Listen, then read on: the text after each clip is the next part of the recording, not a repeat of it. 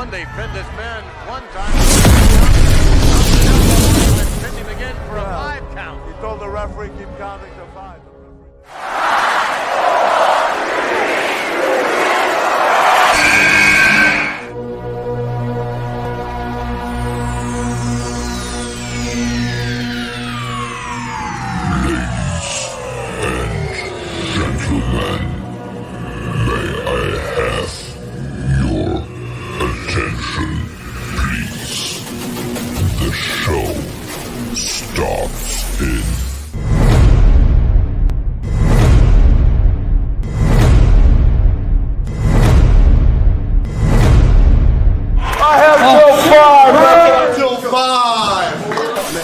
The fact of the matter is this: on the five-time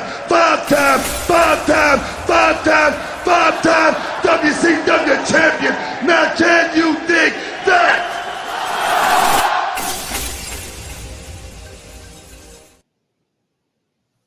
What is up, Straight Talk Society? This is your host, Trevor, and I am back with another episode of 5 Count, my 5 takeaways from the November 8th, 2024 edition of Friday Night Smackdown. Let's not belabor this any longer. Let me get into it.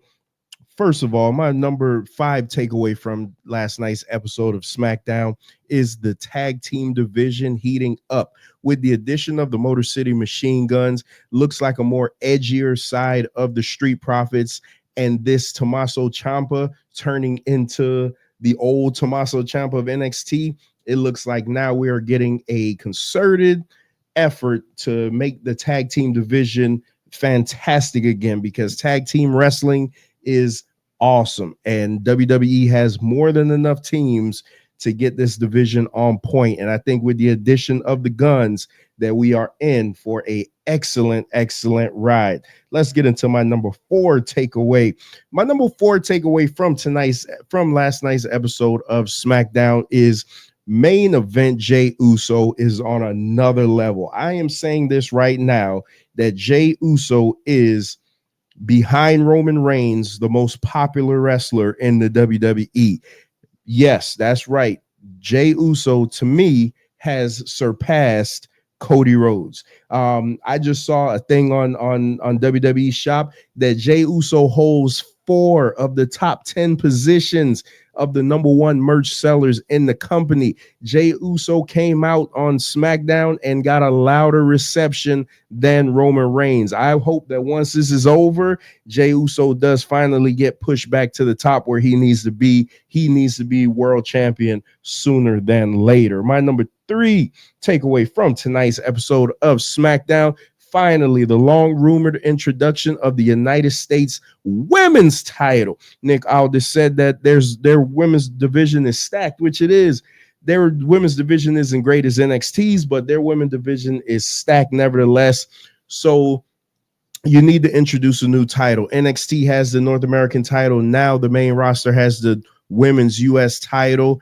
And I'm going to tell you right now, 2 people, that's it, deserve to wear this belt. And number 1 is Naomi, and number 2 is none other than Chelsea Green. Those 2 women have consistently excelled in anything they've done this year, and I feel that that title should be on one of those 2 before it's on anybody else. I don't know how they're going to crown a champion, tournament, or whatever, but nevertheless, those 2 do need to be one of the inaugural United States women's champions.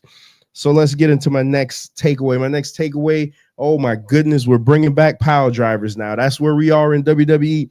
The last time we saw a pile driver on WWE TV was back in 2013 when CM Punk hit John Cena with it, and I heard they got a lot of heat for it in the back.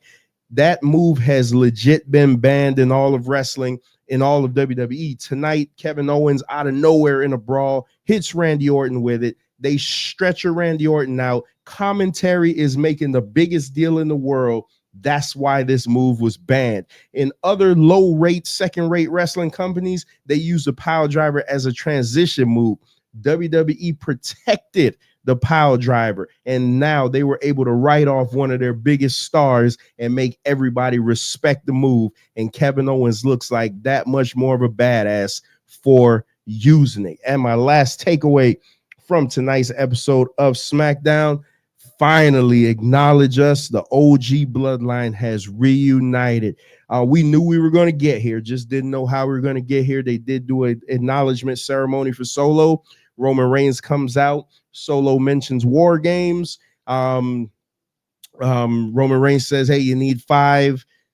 Solo says that Sami Zayn is their 5th member. They start to beat down Roman. Then Jimmy and Jay come out for the save. Sami Zayn haluva kicks to Solo.